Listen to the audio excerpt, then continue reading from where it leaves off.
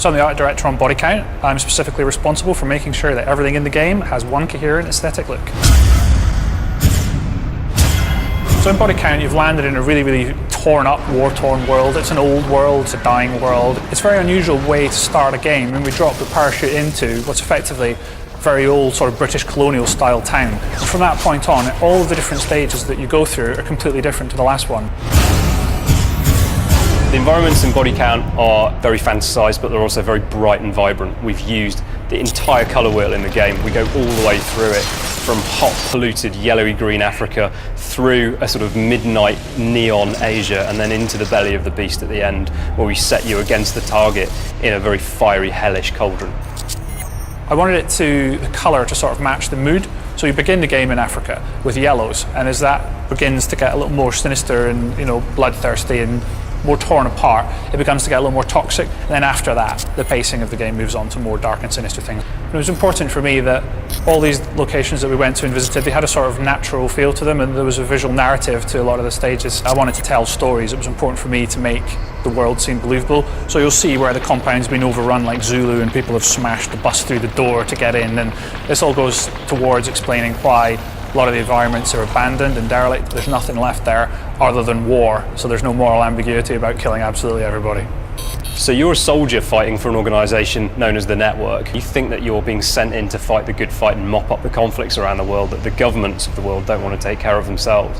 Now, as you get through the first act, it becomes apparent that someone else has been poking the hornet's nest and there's something else going on here. And that's where we introduce the target. The target are the real threat, they're the real bad guys. So Target's style and philosophy and their presence in the world is really sort of a dystopian, evil, really oppressive. The real cue for style was just a phrase, the cutting edge, so that you're always met with a sharp edge with them. So everything I started drawing began having cutting edges right down the centre of them, so the guns, everything, you're always being met with a sharp edge, like an axe being thrown at you. Really important thing for me was to make it look like the organisation had unlimited wealth and resources. So I really went for a sort of stealth by Bang & Olufsen look to things. A lot of the reward for the player is the first time you come up against a target, and the buildings are going to be very tough, they're going to be very hard to get into. We get inside their building, and the initial frustration of not being allowed in is rewarded by the fact that you really do become a bull in a china shop for these things. They don't expect you to be inside, so you're able to completely destroy all the glasswork, all the ceramic things. Bodycount's AI is completely class-based, so the idea is that we've put these different classes together that operate in very different ways and have different behaviours. So, for example, we've got a medic in there who can revive fallen soldiers. We've got a scavenger who will steal the game's currency intel from you and stop you from getting access to your upgrades. We've got heavy tank classes. So lots and lots of different types of AI. But then on top of that, we've got three factions. So we've got the army and the militia, and then we've got the target hidden in the background. It was important for me that when we were making Bodycount that it had a handcrafted art look, and that extended to the characters as well.